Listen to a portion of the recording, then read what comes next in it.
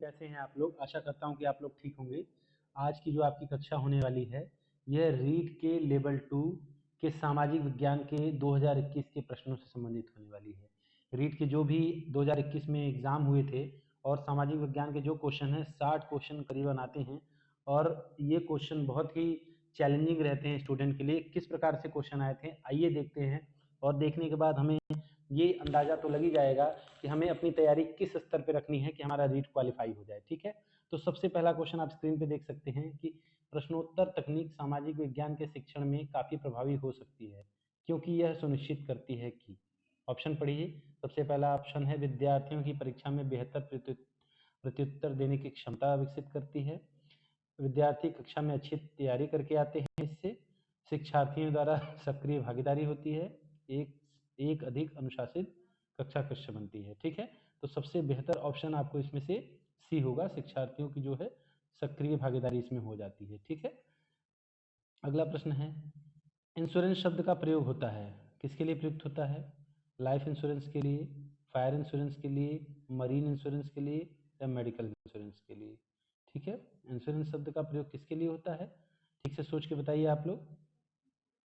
तो आपका पहला आंसर है, इंश्योरेंस शब्द का प्रयोग जो है किसके लिए होता है? यह जीवन बीमा के लिए होता है। ठीक है, इंश्योरेंस का मतलब होता है जोखिम से सुरक्षा। अगर कोई कंपनी किसी व्यक्ति का बीमा करती है तो उस व्यक्ति को होने वाले आर्थिक नुकसान की भरपाई कंपनी करेगी। तो इसके बारे में थोड़ा और जान लेते हैं। जीवन बीमा का मतलब है कि बीमा पॉलिसी खरीदने वाले व्यक्ति की मृत्यु होने पर उसके जो आश्रित हैं, जो माता पिता हैं, उन्हें कंपनी अपनी तरफ से मुआवजा देगी। पहली बीमा कंपनी की शुरुआत जो हुई थी भारत में, वो 1818 में स्थापित हुई थी। इसका नाम था ओरिएंटल लाइफ इंश्योरेंस कलकत्ता। इसके बाद 1823 में बॉम्बे लाइफ इंश्योरेंस खुली। 1829 में मद्रास एक्वेरियम आश्वासन कंपनी की स्थापना हुई। इसके बाद साल 1912 में भारतीय जीवन बीमा निगम, जिसको हम LIC कहते हैं, ठीक है, इसकी स्थापना की, जो कि एक बहुत बड़ी कंपनी है, आप जानते होंगे इसके बारे में। अगला प्रश्न है 93 नंबर का, कि निम्नलिखित में से जिला स्तर पर उपभोक्ता विवादों का निपटारा कौन करता है? जिला स्तर पे बात कर रहा हूँ मैं। ठीक है, तो जिला स्तर की बात करेगा तो पहली बात तो जो उपभोक्ता अदालत होता है उसको फोरम कहते हैं। ठीक है, तो जिला स्तर पे आपका होगा इसमें डिस्ट्रिक्ट फोरम। ठीक है, जिला स्तर पे डिस्ट्रिक्ट फोरम काम करता है। राज्य स्तर का राज्य उपभोक्ता विवाद निवारण आयोग जो है इसे देखता है। ठीक है, और राष्ट्रीय स्तर पे यह राष्ट्रीय उपभोक्ता विवाद निवारण आयोग इसे देखता है। अगला है, हमारे देश का केंद्रीय बैंक है। केंद्रीय बैंक मतलब ऐसा बैंक जो सभी बैंकों को ऑपरेट करता है, सभी बैंकों के लिए रूल रेगुलेशन बनाता है। तो आप अपना नोट निकालिए और देखिए कि उस नोट पे क्या लिखा हुआ है। ठीक है, तो वो आपका रिजर्व बैंक ऑफ इंडिया है। ठीक है, सारे कॉमर्शियल बैंकों की संचालन की व्यवस्था यही देखता है, भारत की इकोनॉमी भी यही देखता है। ठीक है, अगला प्रश्न है प्रश्न संख्या 95। ठीक है, रिजर्व बैंक के बारे में थोड़ी और जानकारी ले लेते हैं कि इसकी स्थापना कब हुई थी। इसकी स्थापना आपकी हुई थी 1 अप्रैल 1935 को। और reserve bank of India act जो 1934 था, उसी के अनुसार इसकी स्थापना हुई थी। इसका मुख्यालय बम्बई में है और इसके जो प्रथम गवर्नर थे वो ऑसबॉर्न स्मिथ थे। वर्तमान के 25वें गवर्नर जो वर्तमान समय में हैं, ये आपके 26वें गवर्नर जो अभी बदल दिए गए हैं, शक्तिकांत दास, इन्होंने इस्तीफा दे दिया है, आपके नए गवर्नर अपॉइंट हुए हैं। ठीक है, और अन्य जो आपके भारतीय बैंक है, जैसे स्टेट बैंक है, 1 जुलाई 1955 को स्थापित किया था। बैंक ऑफ बड़ौदा 1908 में हुआ था, 20 जुलाई 1908 को। सेंट्रल बैंक ऑफ इंडिया 21 दिसंबर 1911 को मुंबई में हुआ था। ठीक है, राजस्थान राज्य सहकारी बैंक का मुख्यालय कहाँ है? ये प्रश्न राजस्थान से पूछा गया है, तो आपके लिए इंपॉर्टेंट है। जो बाहर के स्टूडेंट है, बाहर राज्यों के स्टूडेंट है, उनके लिए बहुत इंपॉर्टेंट है। तो यह जयपुर में है, याद रखिएगा। राजस्थान सहकारी बैंक का जो मुख्यालय है वो जयपुर में है। ठीक है, जयपुर का प्राचीन नाम जो जयनगर था, जिसकी स्थापना सवाई जयसिंह ने की थी 18 नवंबर 1727 को। जयपुर को भारत का पेरिस, गुलाबी नगरी एवं दूसरा वृंदावन के नाम से जाना जाता है। 96 क्वेश्चन, अगला क्वेश्चन देखते हैं। 100 टापुओं का शहर राजस्थान के किस जिले में स्थित है? ठीक है, किस जिले में 100 टापुओं का शहर स्थित है? तो ये बांसवाड़ा में स्थित है। इसे राजस्थान का चेरापूंजी भी कहा जाता है क्योंकि माही नदी इस शहर से होकर बहती है। बांसवाड़ा सबसे हरा भरा शहर है, जैसा कि आप जानते हैं। राजस्थान एक सूखाग्रस्त प्रदेश है। वहाँ पर डेजर्ट है, बहुत बड़ा डेजर्ट, दुनिया का आप कह सकते हैं कि भारत का सबसे बड़ा डेजर्ट है। थार मरुस्थल नाम सुना होगा आपने। सूखा है, एकदम सूखा है। तो ऐसे राज्य में जहाँ पर सूखा पड़ता है, वहाँ कोई ऐसा शहर है जहाँ पे टापू हैं, तो वो है आपके बांसवाड़ा। ठीक है, अगला प्रश्न है, राजस्थान की निम्न में से कौन सी जनजाति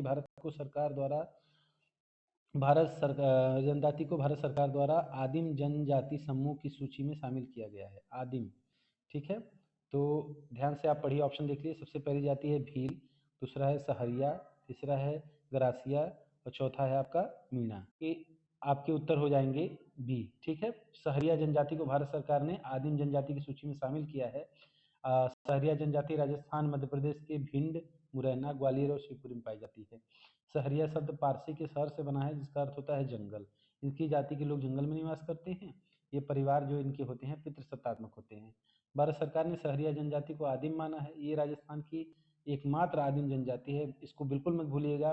भील राजस्थान की सबसे प्राचीन जनजाति है और सहरिया सबसे आदिम जनजाति है। मुख्य रूप से राजस्थान के बांसवाड़ा, डूंगरपुर, चित्तौड़गढ़ जिलों में निवास करती है। जबकि गरासिया जनजाति जो है ये भील जनजाति से संबंधित है। ये अपने देश को चौहान वंशज मानते हैं।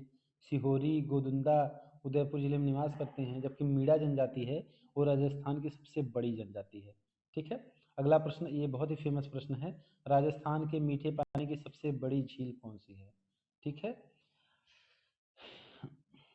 तो राजस्थान की सबसे बड़ी मीठे पानी की जो झील है उसका नाम है जयसमंद, ठीक है। याद रखिएगा, जयसमंद उसका नाम है। जयसमंद झील को ढेबर झील भी कहते हैं। इस झील को एशिया की दूसरी सबसे बड़ी कृत्रिम झील होने का गौरव भी प्राप्त है। इसका निर्माण महाराजा जयसिंह ने 1687 से 91 में करवाया था, ठीक है। इसकी लंबाई 14 किलोमीटर है लगभग। अगला प्रश्न, राजस्थान भारत के निम्न में से कौन से फसल का सर्वाधिक उत्पादक राज्य है? कौन सा सबसे ज़्यादा फसल राजस्थान में होता है?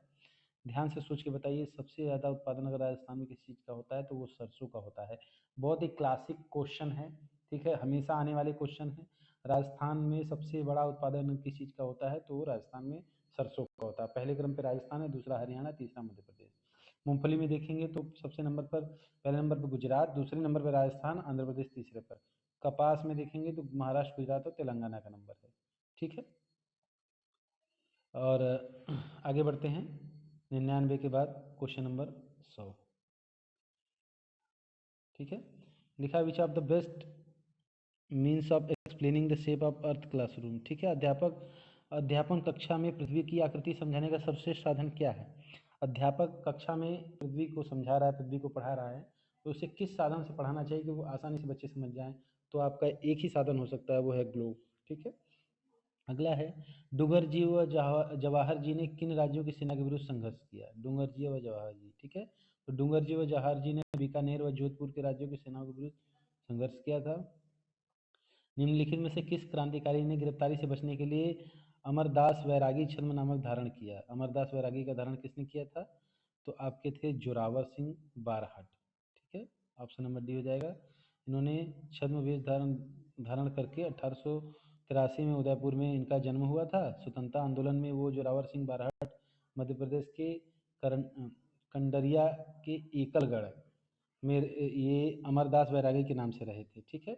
मध्य प्रदेश में आप जाएंगे एकलगढ़ में तो इनका स्मारक भी है, ठीक है। अगला प्रश्न है, राजस्थान के किस क्रांतिकारी को तिहाड़ जेल में रखा गया था?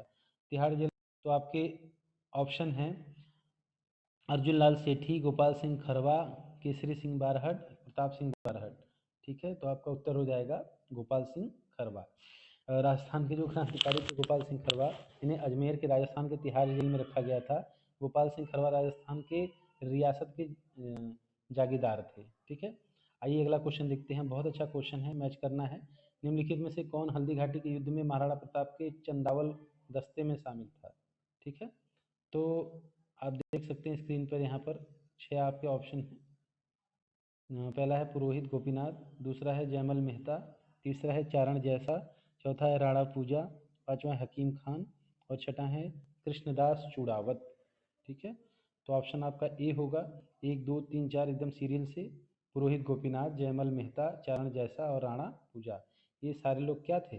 ये महाराणा प्रताप और अकबर के बीच में जो लड़ाई हुई थी हल्दी घाटी की 18 जून 1557 को, उन्हीं में राणा प्रताप के एक दस्ते में शामिल थे जिसका नाम था चंदावल दस्ता, ठीक है। निम्नलिखित में से किस छतरी को शेखावटी की सबसे बड़ी छतरी माना जाता है? कौन सी छतरी है जो शेखावटी की सबसे बड़ी छतरी है? तो ऑप्शन है राम गोपाल पोद्दार की छतरी, कल्याण सिंह की छतरी, हरदयाल सिंह की छतरी, गोपाल सिंह की छतरी। तो आपके आंसर हो जाएंगे, पहला आपका उत्तर हो जाएगा गोपाल राम गोपाल पोद्दार की छतरी को शेखावटी की सबसे प्राचीन बड़ी छतरी मानी जाती है। यह उत्तरी राजस्थान के करौली में स्थित है। ठीक है, यह आपका क्वेश्चन नंबर 105 हो गया। अगला प्रश्न है, अगला है पाठ्यक्रम के जिस सिद्धांत में कर के सीखने पर बल दिया जाता है वो कौन सा सिद्धांत है। ठीक है, तो आप ये आसानी से समझ सकते हैं, प्रिंसिपल ऑफ एक्टिविटीज को कहते हैं, क्रिया का सिद्धांत, इसमें करके सीखने पर बल दिया जाता है। उत्तरी गोलार्ध में व्यापारिक पवनों के प्रवाह की दिशा होती है। उत्तरी गोलार्ध में व्यापारिक पवन किस से किस दिशा में बहते हैं। तो उत्तर से दक्षिण की दिशा में वो बहते हैं, मतलब ऊपर से चलेंगे, जहाँ जिस दिशा की बात कर रहा है उसी दिशा से पवन चलेंगे और दक्षिण की तरफ बहेंगे।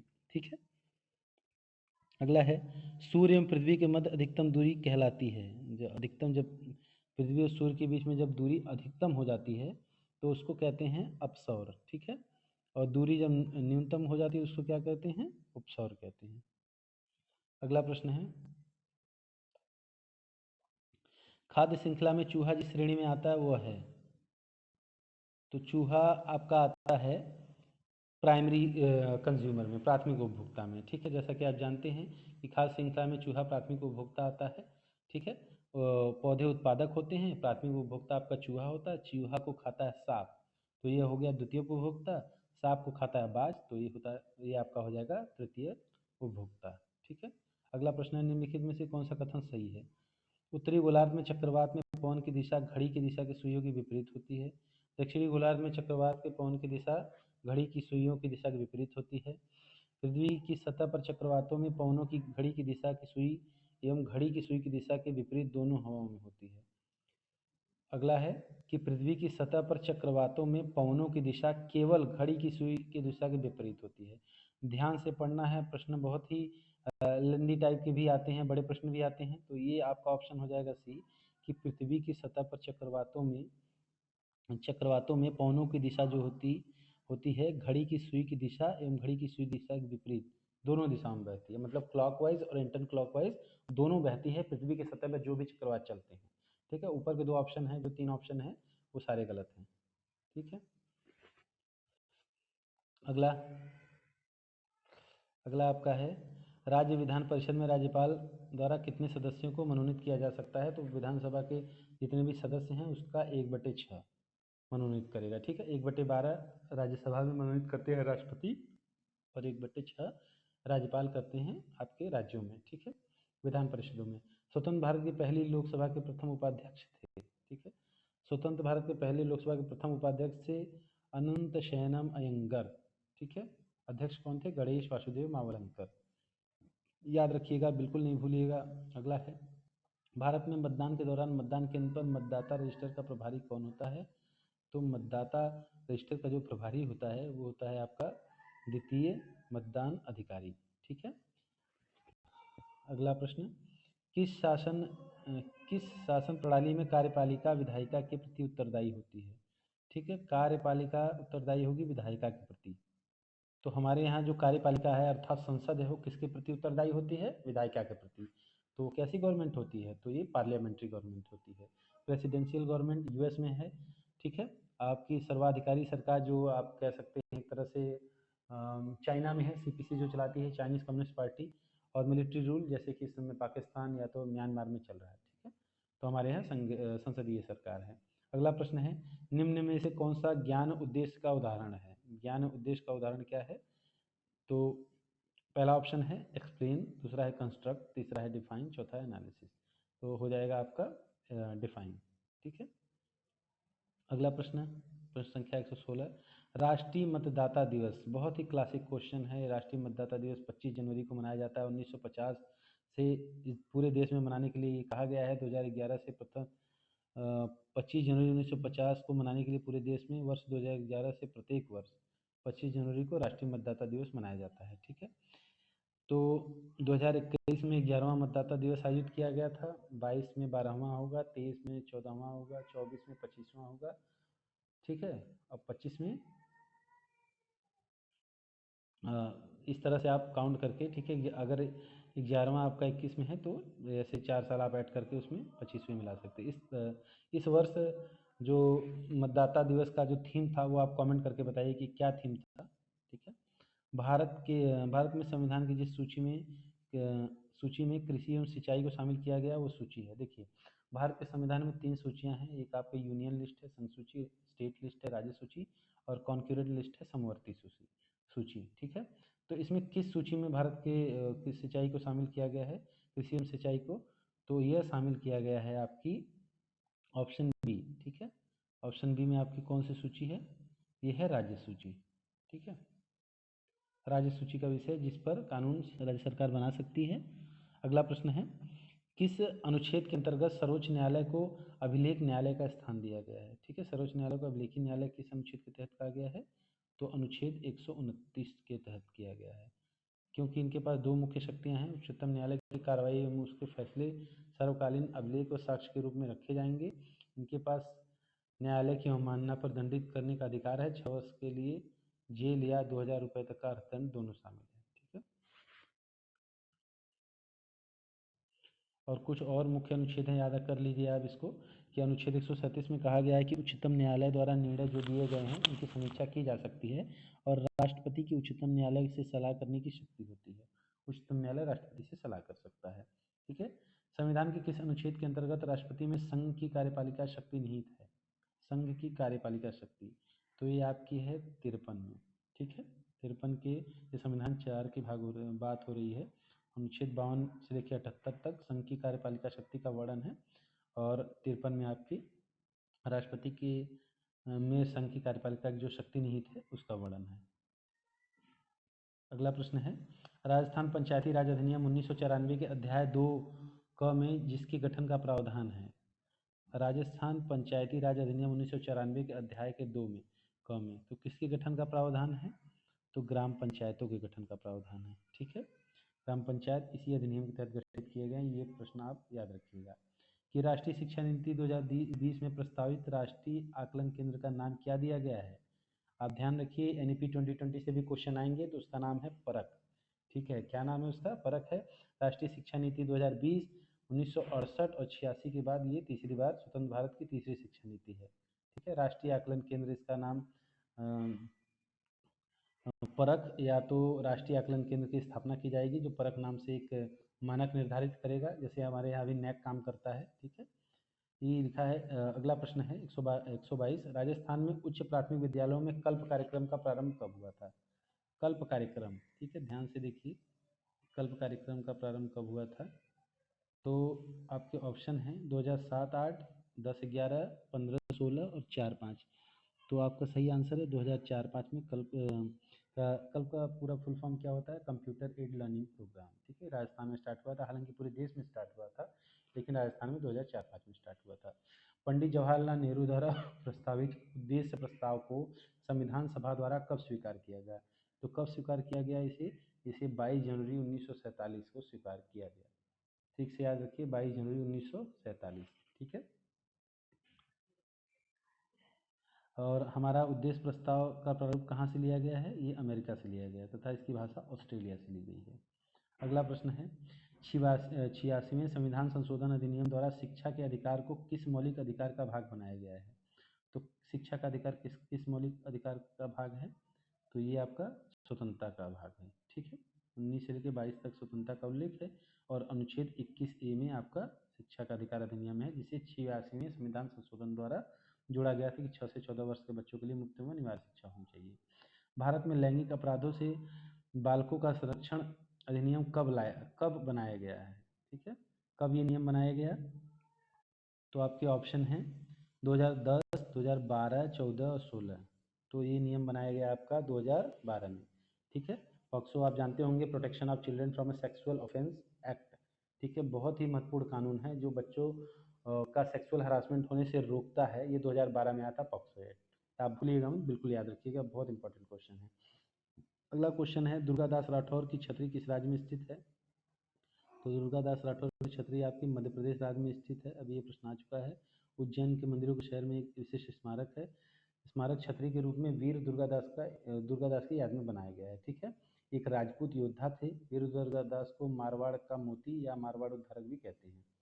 अगला प्रश्न है, चावंड चित्रकला शैली का विकास किस क्षेत्र में हुआ? तो ये मेवाड़ में हुआ। चावंड चित्रकला शैली का विकास कहाँ हुआ?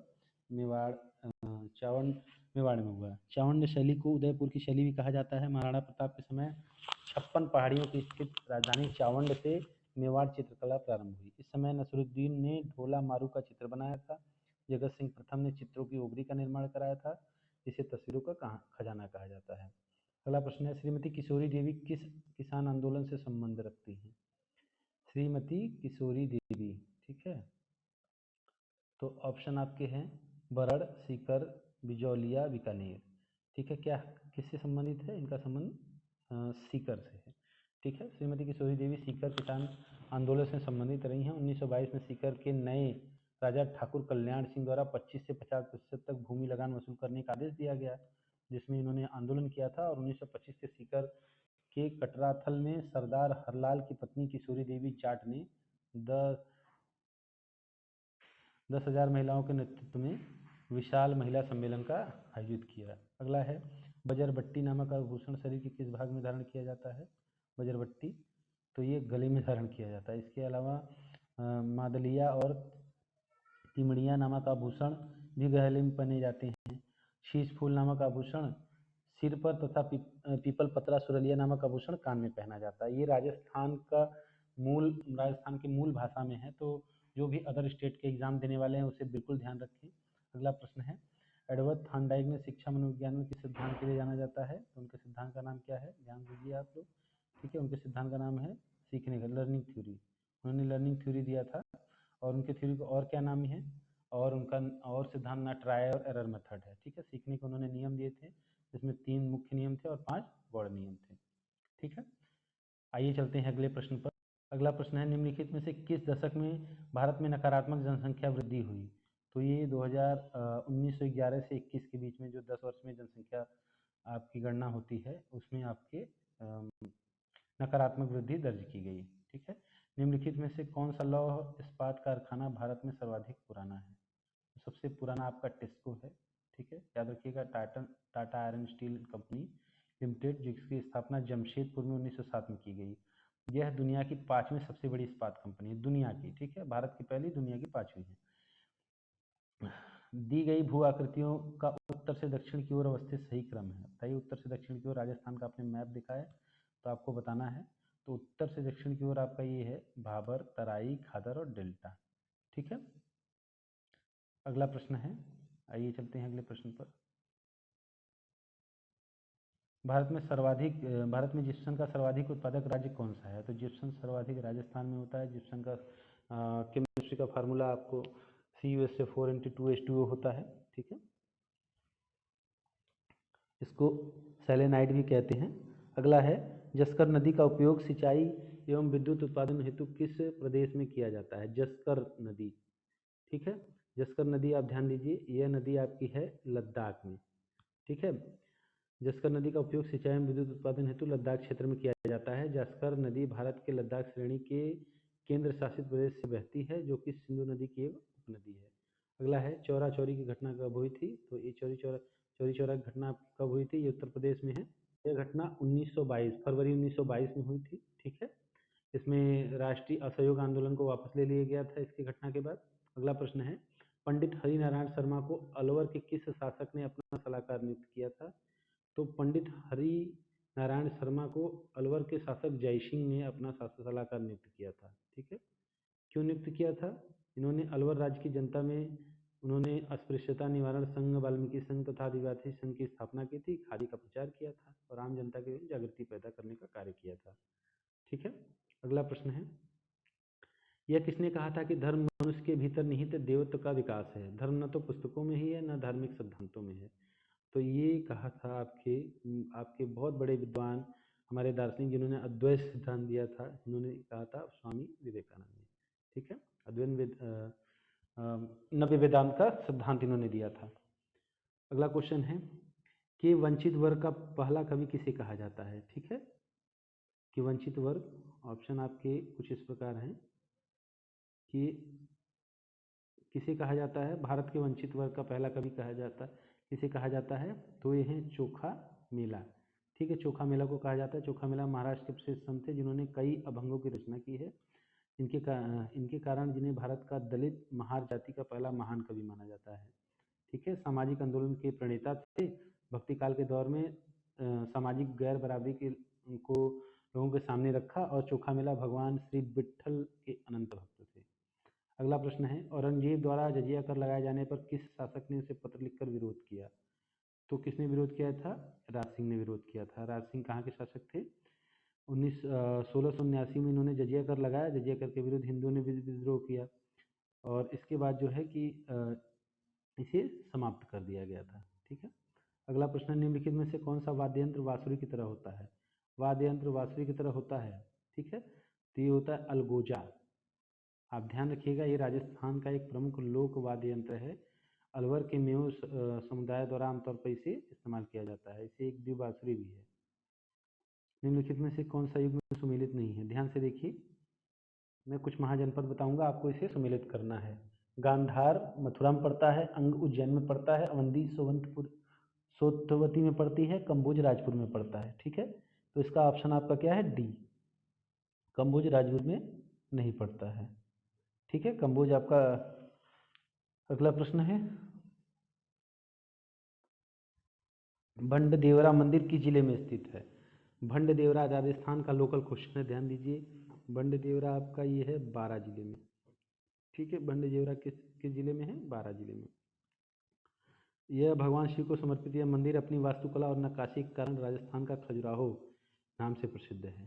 ठीक है, अगला प्रश्न है, चंद्रगुप्त मौर्य के बारे में निम्नलिखित कथनों पर विचार कीजिए। पहला है, उसने सेल्यूकस की पुत्री के साथ विवाह किया। ठीक है,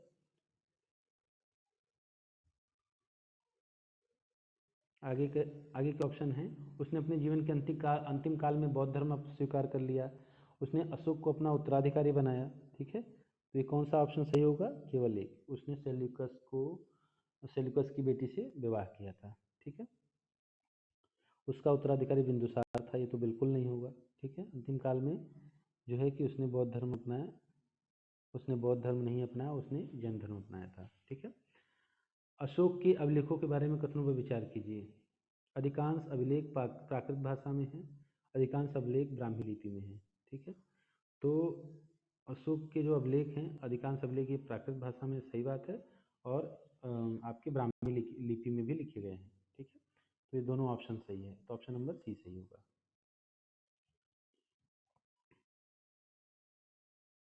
अगला प्रश्न है, निम्नलिखित सिंधु सरस्वती सभ्यता स्थलों में कौन से पाकिस्तान में स्थित है?